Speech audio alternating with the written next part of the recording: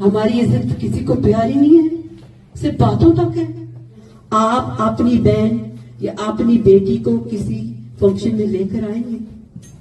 میری 3 بڑی بیٹیاں اللہ کے فضل سے, میں ایک بیٹی کو بھی نہیں لے کر آؤں گی کہ جس جگہ پر ماں کی عزت محفوظ نہیں ہے اس میں بیٹی کی عزت کبھی بھی محفوظ نہیں ہوگی.